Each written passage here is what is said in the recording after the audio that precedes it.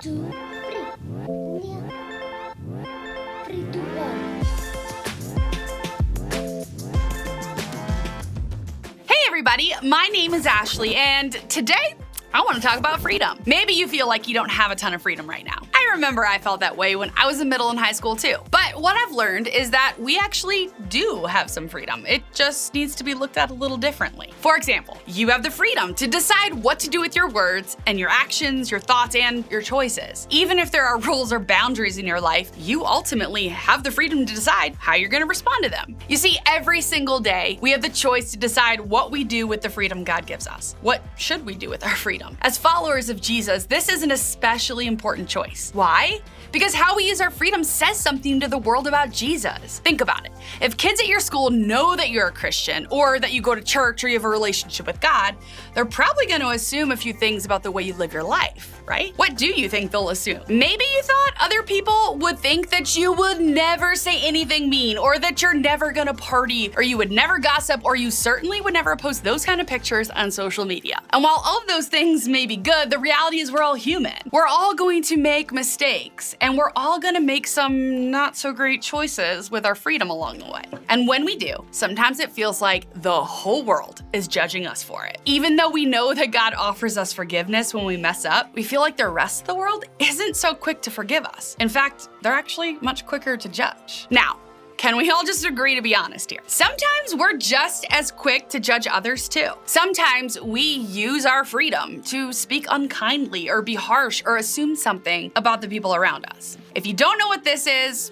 it's a gavel. It's what a judge uses to get attention in the courtroom or make a final judgment or something like that. I'm just like, okay, I'm gonna hit it a bunch, okay. Maybe you've been on the receiving end of some of that judgment. Maybe you went too far in a relationship with someone and you felt judged. Or you got caught in a lie with a friend, or you spread a rumor that really hurt someone. And because of how you used your freedom, you feel like you're always being judged by everyone else around you.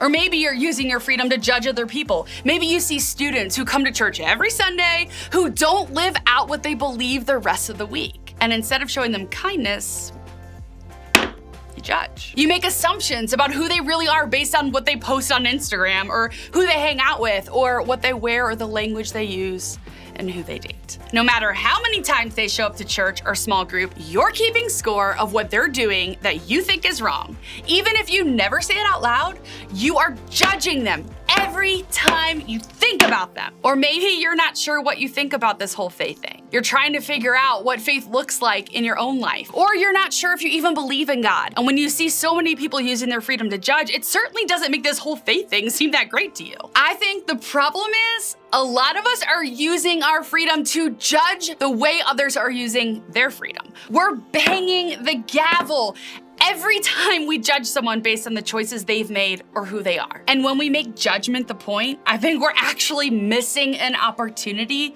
to use our freedom in the right way, the way that God calls us to use it. The good news is that we can actually find an answer for this big question about freedom from a guy named Paul. You see, Paul knew that knowing Jesus changes everything, including the way we use our freedom to treat others. Paul actually offered some advice on this very thing in a letter to people living in a place called Galatia. That letter is found in the New Testament of the Bible, and it's called Galatians. When he was writing this letter to the Galatians, Paul addressed one of the problems he had heard about in the church. Apparently, some of the people in the church of Galatia were struggling to get along with each other. In other words, they were using their freedom to fight with one another. So Paul wrote this to help them out. For you have been called to live in freedom, my brothers and sisters, but don't use your freedom to satisfy your sinful nature. Instead, use your freedom to serve one another in love.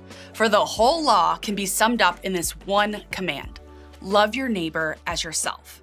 But if you're always biting and devouring one another, watch out. Beware of destroying one another. Right out of the gate, Paul celebrated their freedom. He reminded the Galatians that they were, in fact, free. But with that freedom came a choice. They could either use it to love others or use it to be unkind to others. And instead of leaving the answer up to them, Paul reminded the Galatians that the point of faith and freedom is simply to love one another. That's it. That's the simple answer to our question about what we do with our freedom. Love. What does that mean for us? Well, one of the ways we struggle with being unkind to one another is through our judgment. So, If we want to use our freedom the way that Paul suggested we use it, that means we have to start with love. Instead of pointing fingers, judging, and keeping score of everyone else's mistakes, we're simply supposed to love.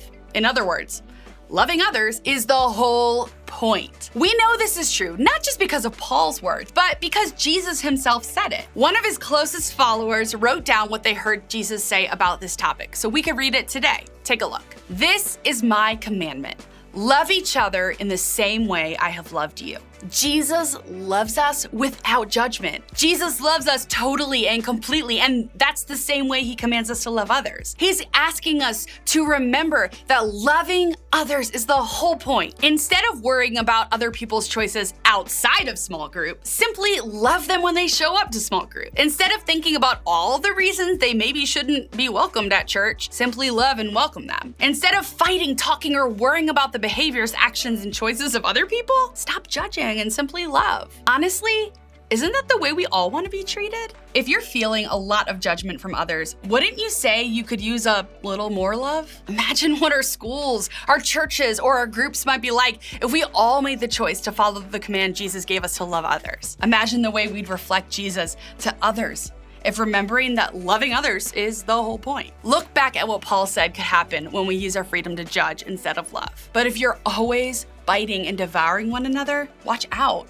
Beware of destroying one another. Now, I don't know about you, but this doesn't sound great to me. Devouring, biting, destroying, not what I want for my school, my friends, my church, my group, or my life. But that's what can happen when we use our freedom the wrong way. You see, judgment really has the potential to destroy love.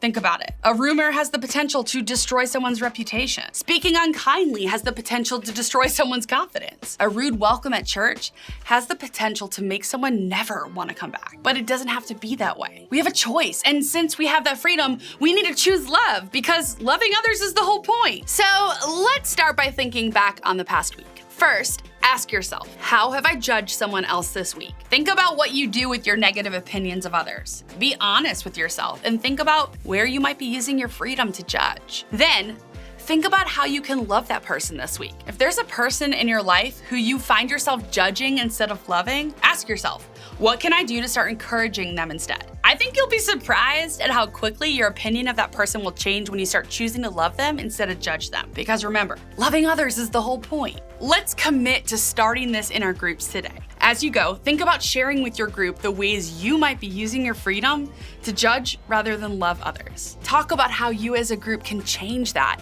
and how you can encourage each other to choose love even when it's not easy. Your group is a great place to start working toward using your freedom to love rather than to judge.